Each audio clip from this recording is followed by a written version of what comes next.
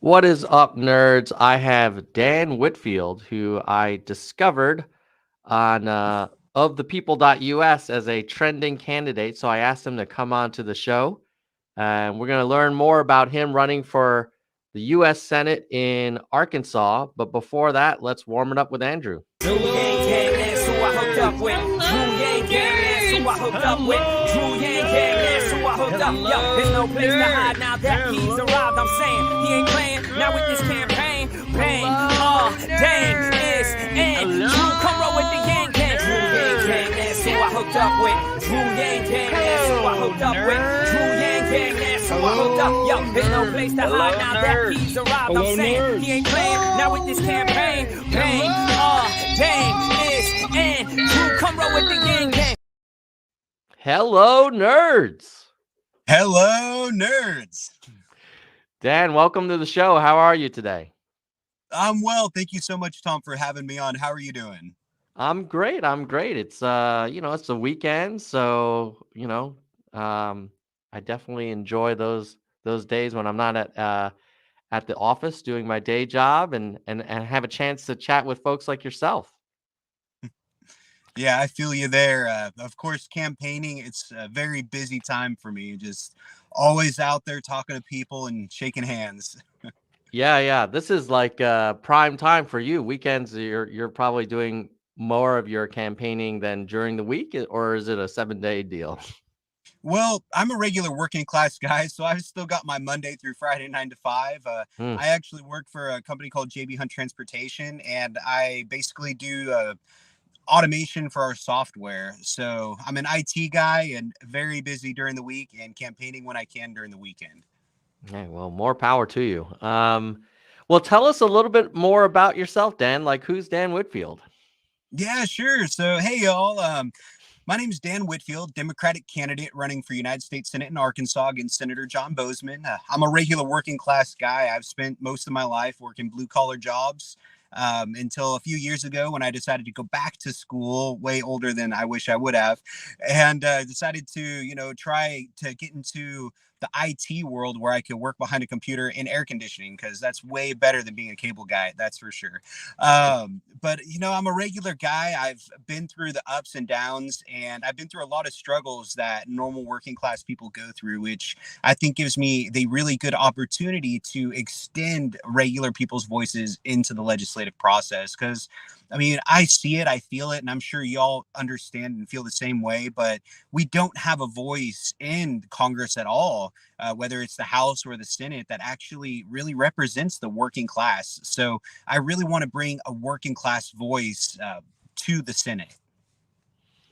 What would be an example of something where the current U.S. Senator from Arkansas is not representing the working class voice?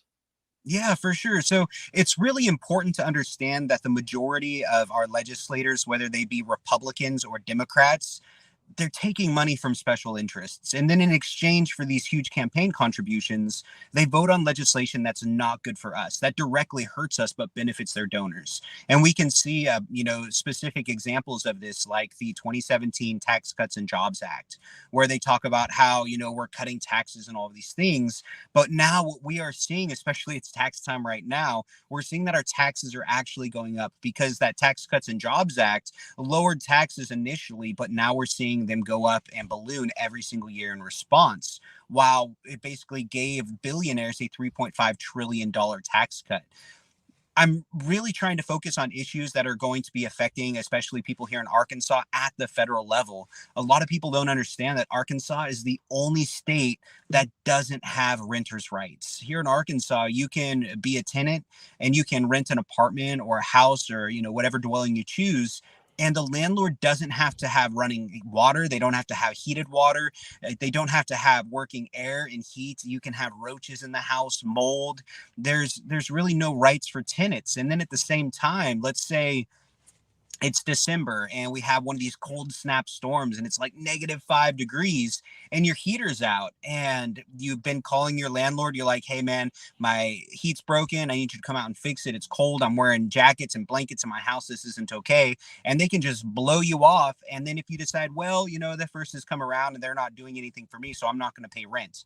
Well, in Arkansas, it's the only state where not paying rent is a criminal offense. They can send you to jail for it. So one of the first pieces of legislation that I'll be submitting are federal renters' rights, because we really need to bring Arkansas up to standard with the other 49 states. And because the other 49 states have these rights, I believe that this piece of legislation will pass 100% with bipartisan support. So I'm really proud to be able to have a piece of legislation that I know will be passed very, very quickly with no problem. There are a bunch of other issues also that we're facing. Healthcare, that's really my number one. I'm a big supporter of healthcare for all because I work in IT. I'm really, really big on data and analytics. And we know for a fact that the number one cause of bankruptcy is medical debt. I think it's 62.3% of American bankruptcies are because of medical debt. And the worst part about that, I mean, if it's not terrible enough, is that unfortunately 70% of those people who file bankruptcy for medical debt have medical insurance. They're doing everything right. They're going to work, paying high premiums, deductibles, and copays. They get sick and they lose everything. And I mean, it's absolutely terrible. If we can actually identify the number one cause of bankruptcy, we should be doing everything on our power legislatively to make sure we just straight eliminate that cause of bankruptcy, and healthcare for all will do that. And when you ask specifically, what would I be doing different than the person I'm running against, Senator John Mm-hmm. Bozeman, is he's taking money from the health and pharmaceutical industries. That's why he won't vote for something like healthcare for all. And this is a big problem that we're seeing in Congress right now. Again, whether it's a Republican or a Democrat, we've got these legislators that are taking money from special interests like the health and pharmaceutical industry, and then they're voting against saving us all money on healthcare so that their donors can continue to profit billions of dollars while people die because they can't afford prescription drugs. So that is, that's my number one. That's a really big one to me. Some things that he's really specifically done is, here in Arkansas, he's taken money from the military industrial complex and he's turned Arkansas's number one export into arms. We shouldn't be, proud that we're making missiles. We shouldn't be proud that we're making ammunition. We should be instead working to raise our economy in other ways. I really want to see hemp become one of the big products, not only of Arkansas, but of America. We look at different issues on how can we build our economy here in Arkansas, because we're a really poor state. We rank 49 in income. We are that poor. The only state poorer than us is Mississippi. So we should be trying to find different ways to boost our economy, not focusing on arms and munitions. And I think hemp is really the way to do that. And how I can actually help at the federal level is I can help reallocate some of these agricultural subsidies that are going to giant corporations like Tyson, like Simmons. But these giant corporations that profit billions of dollars are receiving billions in taxpayer subsidies, while we have a lot of small Arkansas farmers and ranchers filing Chapter 12 bankruptcy because they can't afford to, pay their bills. They can't afford to grow the kinds of crops that they want to grow. And by reallocating subsidies from the wealthy corporations that are bribing our politicians, I think we can really help the average working class, because, I consider a small farmer and rancher a working class person, to help bring their voice into the process and to get them the help that they need. Dan, all of these issues sound super important and really credible, at least from my perspective, as someone who's probably a bit more interested in reform than maybe the average person. I'm curious how this message is landing in Arkansas. I was looking at the numbers for 2020, and it seemed like almost 2/3 of Arkansan voters voted for former President Trump. How is this message landing with that voter base? Well, what we really also have to look at are that these analytics for the 2020 election, they're Hmm. not very accurate because Arkansas, unfortunately, ranks number 50. We are dead last for voter registration and for voter turnout. We had 1.2 million voters turn up in 2020, and 1 million voters didn't show up at all. So our campaign is really big on reaching those voters who haven't really had a candidate that excites them enough to get to the polls. They haven't A lot of people feel so disenfranchised in Arkansas by the whole political system that they just don't even bother to show up and vote. So I'm doing what I can to reach those people, to give them something worth voting for, to get them excited, to give them something, to give them hope, something that they feel if they go and take that time in November to vote, that they're not wasting their time. Here in Arkansas, because we have low voter turnout, a lot of people say Arkansas is a red state or a solid Republican state, Hmm. but it's not. It's a non-voting state. I believe the last time I checked a few days ago, our voter statistics, we have about 90,000 registered Democrats, about 110,000 registered Republicans, and 1.5 million independent voters. So Mm. there are a lot of people that are really not too far to the left, not too far to the right, but more centrist, that want change, and we just got to give them someone worth voting for, which is why I'm really focusing on policies that are kitchen table policies. They're policies that affect us, whether we're a Republican or a Democrat or an independent or anything in between. I mean, high taxes for the working class, like you and I, our families, most people, we're paying between 20 to 30% of our income in taxes, while billionaires, the same billionaires that are getting candidates elected, are paying between 1 to 2% or even nothing at all. So I'm really going to be fighting to work to end tax evasion loopholes for the ultra wealthy so that we can lower taxes for the working class. If we could just get these guys like Elon Musk or Jeff Bezos, Bill Gates to pay, 10% in taxes, which I think is more than fair. I mean, if you look at like the largest growth of the middle class in our history was actually back in the 1950s, when the top tax bracket was around 92%. So I don't think asking 10% is too much or radical at all. But by bringing in that extra 10% of revenue from the wealthiest people who avoid taxation altogether, we could actually lower taxes for the working class and have the same amount of tax revenue to pay for all the programs we need. The same thing goes with small businesses. I mean, I talk to small business owners all the time in my state, and a lot of people are paying between 30 to 39% in taxes. And these are small mom and pop stores. These are people, who already have high overhead. They're struggling to get by, and then they get burdened with this 39% tax. And it's immoral, especially when we look at other companies here in Arkansas. I mean, we're home to 5 Fortune 500 companies. 5 Fortune 500 Mm. companies call Arkansas home, but we're the poorest state. It doesn't make sense. It's because these companies are writing legislation, putting this legislation in front of candidates who they give a lot of money and campaign contributions, and then those candidates submit that legislation and get it passed. We don't have equal representation here in America. And I'm sorry if I talk a lot. I just have so much to say and I get really passionate. But I mean, a lot of people be like, we need to save our democracy and democracy this. Well, y'all, just so you know, we are not a democracy. We are a representative republic. That means we elect a representative, and that representative represents us. Unfortunately, our representatives have sold us out. So we are no longer representative republic. We've gone beyond that. What we are is we are an oligarch where a few wealthy individuals control the flow of our government by manipulation of our representatives. So that's another big part of my campaign, is I really want to get money out of politics. That's why I support really important pieces of legislation like the For the People Act, the John Lewis Voting Rights Act. We need to end Citizens United, get that repealed and out of the way. We've really just got to have federally funded elections. And I mean, ranked choice voting is, of course, among this. We have to have ranked choice voting, because without ranked choice voting, we're just stuck again with the duopoly. And when you have billionaires that can afford to pay Republicans and Democrats running for the same seat, it doesn't matter who wins.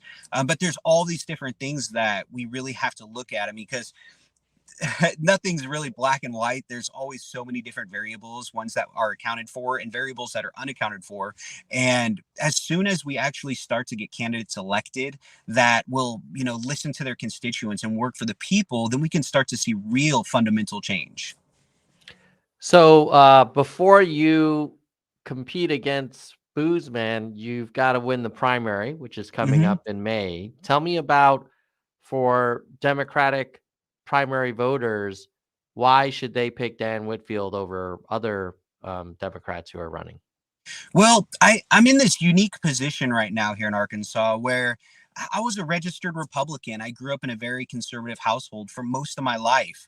And in 2015, a gentleman by the name of Senator Bernie Sanders woke me up.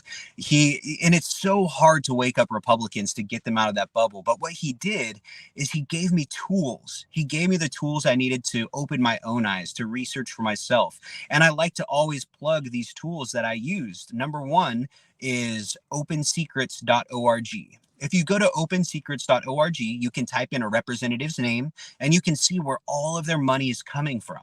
And then you can go to a second website, votesmart.org, type in that politician's name, and now you can see how they're voting. So do the research yourself. I can tell you all day why you should do this or why you should do that, but it's going to go in one ear and out the other. You got to research for yourself and figure these things out. Look at who's representing you, look at where their money's coming from, and look at how they're voting. And then you decide for yourself, is that person really representing me, and are my interests at their forethought, or are they just representing these special interest donors? So I left the party back in 2015, and I decided that I didn't want anything to do with political parties. I became an independent, and I was an independent for many years after that. And I actually had attempted to run against Senator Tom Cotton here in Arkansas in 2020 as an independent. And wow, that's why I can, really have firsthand knowledge of how hard it is for third parties to actually have the option to make it onto the ballot, to get votes, to win an election, and why we're stuck in this two-party duopoly. But I digress. I apologize. I was able to build a diverse coalition of supports. I have independent supporters, I have Democratic supporters, and I even have Republican supporters. So when I win the primary, one of the things that I'm going to do is I'm going to get this diverse group of voters to come in November and to vote for Democrats for the first time in their lives. And not only are they just going to do it, because I want them to, but they're going to be proud to do it, because they're going to be proud to support someone who supports all of these policies that they support: high taxes, terrible health care, education. I mean, these are all issues that we're facing all together, no matter what party lines you cross. And I think that's what really is going to help me win the primary, is the fact that I have the best chance to beat Senator John Bozeman in November, because I have that diverse group of supporters. We have to understand, it's uncomfortable to talk about, but the fact is, again, data analytics, that's what I do. The fact is, if a Democrat has 100% support from the Democratic Party in Arkansas, but nobody else, they're going to lose every single time. And that's why we've been seeing so many Democrats lose here in our state over these last 10 years, is because these Democrats, they just keep doing the same thing. They're focusing on partisan politics. They're not, reaching across to other voters. They're just stuck in their old ways, and they're continuing to lose. And, the definition of insanity, we can't continue to do the same thing and expect different results. We need something different. And if we're going to win in November, then we need a candidate that's different. And I'm doing everything I can to be that candidate. I have some close friends and family members who are active members of the Republican Party today. And I used to be a Republican until 2007. And I've noticed that the partisanship and the willingness to kind of think about another party's perspective is really hard to come by. Mm-hmm.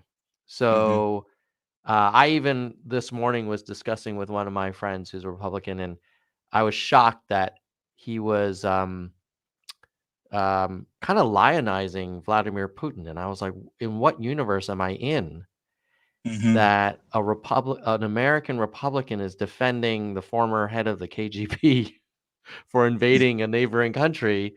Yeah. And I think it's because um, there's this contrarian nature to a lot of folks who just cannot stomach anything that aligns with the other party. And you could argue some people had the same thing on the Democratic side, where whatever Trump did, really they just immediately assumed it was automatically bad. Yeah. I kind of think Trump earned that right. But at any rate, tell me a little bit about how you can get some Republicans to consider voting for a Democrat, because in today's day and age, it seems like you're asking them to cut off their arm. So, and that's, a really important question, especially here in Arkansas, because there are a lot of conservative voters here, and there are a lot of people that are concerned with party affiliation, Hmm. party lines. Let me tell you, it was a lot easier running as an independent, where I could walk up to a group of people and they'll be like, well, you're Democrat or Republican? Oh, I'm an independent. And immediately the ice is broken. They're willing to talk Hmm. to you, to listen to you. Whereas it's a lot different if I, walk up to groups now, I can be like, well, I'm a Democrat, and they can just immediately lose interest, and nothing I say is going to get through to them. So it can be difficult, but a lot of it just comes down to listening to people. A lot of people just feel like even their own party hasn't been listening, like their voices just aren't being heard. I travel all across the state. As you can see, I'm in my car. I'm traveling today. I've driven, oh my gosh, in the last couple of years, over 70,000 miles across our state. And I've talked to people all over the place. And you know what? I talked to a lot of Republicans, a lot of independents. And by the time I'm done talking with them, they're ready to vote for a Democrat for the first time. And a lot of it is because I understand what it's like to be a Republican. I understand what it's like to be unaffiliated. And now I'm, learning and understanding what it's like to be a Democrat. And again, a lot of these issues that people are facing are just nonpartisan issues: healthcare, high taxes.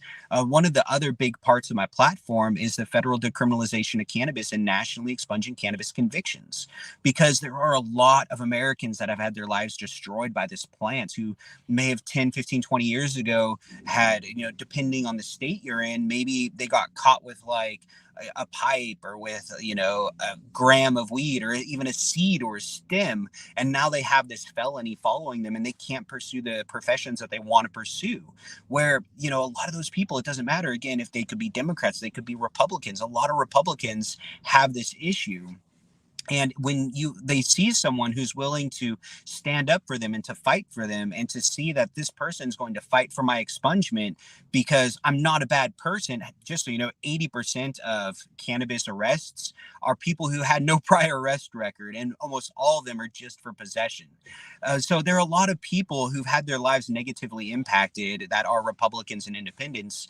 And when you talk to them, especially about cannabis here in Arkansas, they're like, they understand, they feel you, and they're willing to vote for a Democrat if it's going to change their life and make their life better. So again, it's just listening to what people's problems are, and then trying to understand how those problems can be addressed and solved, and then, bringing those problems to the front of the battle. Because man, we have this legislative battleground in the United States Senate, where we've got all of these legislators who just don't understand what it's like to be a normal person. Most of these guys are millionaires. Most of them are only in their position to increase their own personal wealth. We just, a lot of, and I mean, I always say, poverty is a policy choice, because we could end poverty tomorrow.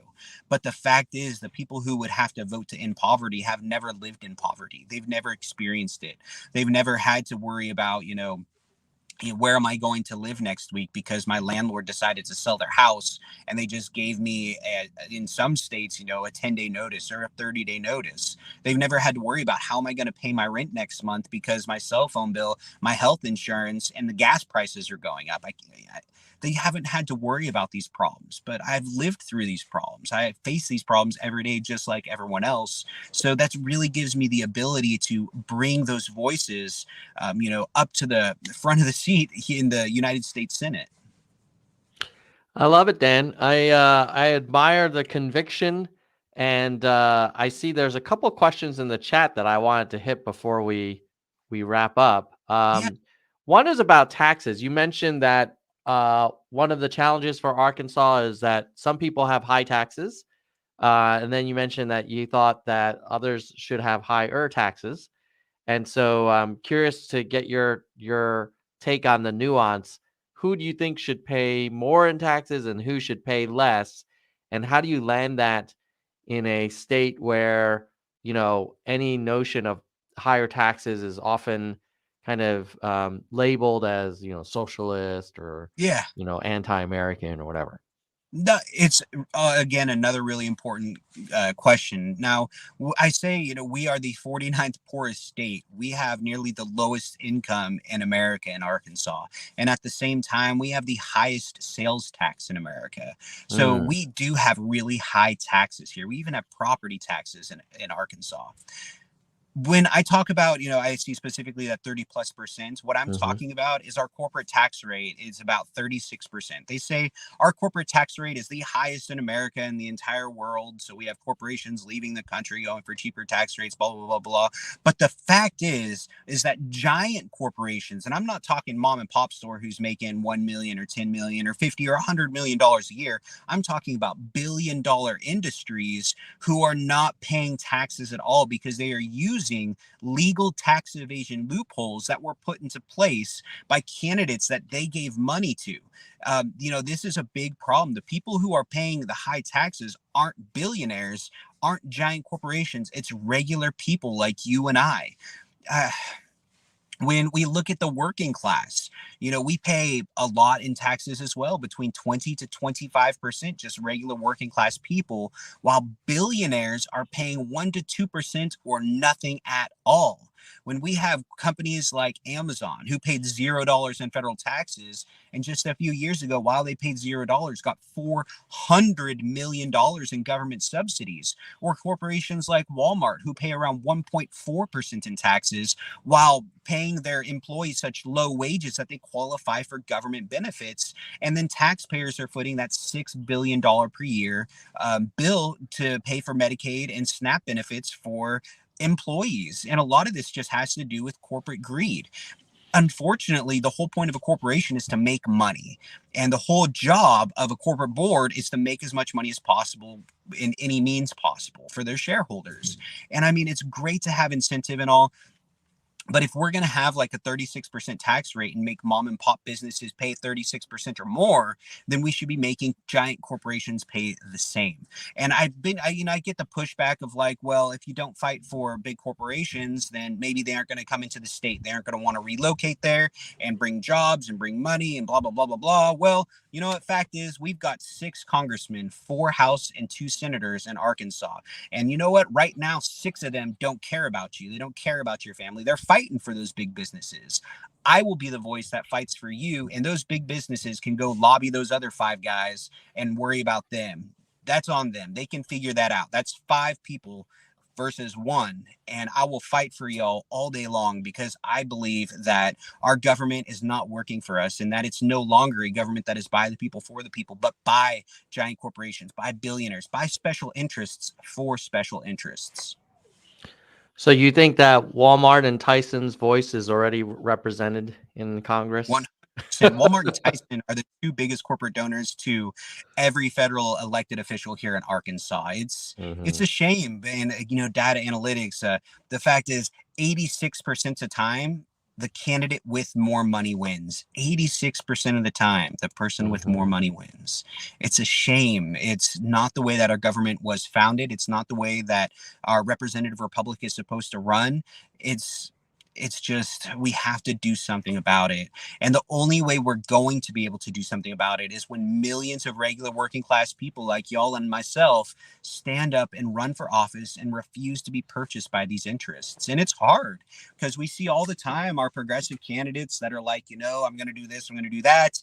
And then they get into office and immediately they flip all the time, because now once they get that job, they're thinking, well, now I've got this job and how am I going to keep this job? So they spend, I think statistically, it's like 50% of time an elected official spends out there fundraising, campaigning for money to run for their reelection, which is why I've already pledged not to run a reelection campaign. I will serve my 6 years with honor. And in 2028, when my time is done, my name will be on the ballot for my second term. I do support term limits, so I will not serve more than 2 terms. But by the end of my first term, if I'm doing a good job, y'all should know who I am. Y'all should know whether or not I'm doing a good job. And I shouldn't have to spend half of my time in office convincing you I am and asking you for money to convince people I am as well. Yeah, this is the open secrets page for Senator John Bozeman, and it does look like he's got quite a lot of money from leadership PACs, Hmm. Crop production, McKee and Tyson, Yes. um, and General Atomics. So yeah, he's got some big business support. It looks like. Yeah, he's bought and paid for. There's no question about it. That's why he has quite an interesting primary himself with three other Mm, Republicans gunning for his seat. So he'll have quite a primary. And I'm a realist. I understand there's a good likelihood he won't be my opponent in November. He might mm. lose his primary to someone like, I'm not going to name his opponents on here, but he might lose his primary. There's a good chance of it. And I think that's another good reason why I need to win this primary on May 24th is because I have the best shot not only at beating Senator John Bozeman, but beating any of his opponents as well. I'm not going to rely on a few factors to try to guarantee me a win against Bozeman when the good likelihood is that he's not going to be the person the Democratic candidate is running against. Last question for you, Dan. I can't help but ask about foreign policy. We obviously are witnessing a lot of action right now in the Ukraine with the Russian invasion, or I guess what some people, different parts of the world, are calling a demilitarization peacekeeping mission. Mm-hmm. um, but what's your take? Like, do you think that the Biden administration is doing the right thing? Like, what would you be advocating for, or and what would you be advocating against? So I know this isn't really popular opinion, but I'm a very transparent candidate and I'm an Hmm. open book. But I am very anti-American imperialism. I don't believe the United States of America should be the world police. I think that we have an overinflated military budget. My wife, she's an auditor, so I think it's really important. The first thing we do when I'm elected is we audit the military budget, which is extremely difficult to do when immediately once they get that $780 billion, 40% of it goes towards classified operations and cannot even be accounted for. So immediately $300 billion this year is going to go to the military budget, and we don't even know where it's going to go. A lot of that money goes into defense contractors' pockets, ex-legislators' pockets, and military generals. So I'm big on anti-imperialism. What I think we need to do is we need to, of course, keep an eye on what's going on, and we need to allow the world police, like the United Nations, to go in and to control the situation. I mean, it's absolutely terrible that Russia is invading a sovereign nation. Uh, and I think Biden has done the right thing by not bringing our troops there per se. I know we're bringing a bunch of weapons and we're bringing troops to the borders, the NATO countries surrounding them. But I think it's good that we've actually kept our troops out right now. A lot of people, of course, the Ukraine invasion is really big right now. But what people have forgotten are the other wars also going on around the world right now. We have Yemen, we have Syria, we have Afghanistan and Iran. And there's so many other things going on right now that it's really shameful that the United States media is focused on this one issue and not talking about everything in a more broad spectrum. Most people may not know, but the United States of America, we are the number one arms dealer in the entire world. We sell more weapons than any other country. And unfortunately, we sell weapons to both sides. It's shameful. We shouldn't be known for being the number one arms dealer. If we're going to send foreign aid, I personally believe we should be sending medical aid. We should be sending food, medicine.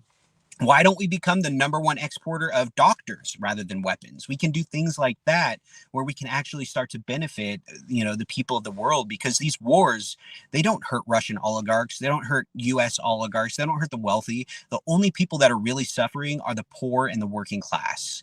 So when I talk about, again, the overinflated budget, and then I can also go back to poverty as a policy choice, we could end hunger in the entire country. Every single hungry person in America, we could eliminate hunger for $20 billion a year. That's like 3.5% of the military budget. We could eliminate hunger in our country for $25 billion, a little over 3.5% of the military budget. We could end homelessness in America and make sure there's not one more veteran sleeping on the streets, because 17% of the homeless people in our country are veterans. We could end homelessness. We could end hunger for around 6% of the military budget. Why don't we do these things? It comes back down to poverty as a policy decision. So I hope that kind of gives Yeah, you a really definitely. rounded thought on how I feel about war. This has been super helpful, Dan, and I hope people get to know you more and they can vote to approve you on ofthepeople.us, and there's links to your website and your Twitter account there so they can follow you, and you've got a great campaign video. I watched it, was very impressed. So well done on that one. Thank you. And good luck in the primary, and hopefully if you win the primary, you'll come back on and tell us your strategy for the general. Yeah, I'm looking forward to it. I mean, we're really confident about the primary and we're really confident about the actual general. And I'm really excited to, be honored enough to be sworn in next year to start submitting legislation that's really going to help all of our families out. Legislation that just isn't getting the kind of attention that it really deserves right now. Awesome. Well, we'll wrap it up there, Dan. With that, we'll say goodbye, nerds. And we Goodbye, need you nerds. to. Y'all have a great afternoon. I'll see you again soon. Yeah, thanks, Dan. Take care, buddy. Bye. All right. That was Dan. I'm going to do a quick shout out to our members, and then I actually have another appointment that I got to run to. So I'm only going to be able to shout out today. Let's see. We'll shout out our VPs and our hardcore because I got to run. We ran a little over with our man Dan, who was very impressive. So definitely wanted to give him some time to chat. Okay, so highest level are, and if you want to become a member, just hit the join link on YouTube. Highest level is Soldier 1. So thank you, Soldier 1. And the VPs are Stephen Jones, Bike, and Kristen Slevin. And normally I go through all of our members, but today I'm late. So I will make sure we do that, the full member shout out next time. But if you like Dan, go to ofthepeople.us. You can find more candidates like him. You can click on the blue button to vote to approve him, and that gives him more exposure. And that's, how I decide who I invite onto this live stream is by just seeing who's trending on ofthepeople.us. So see you guys later and have a great weekend. Bye, nerds.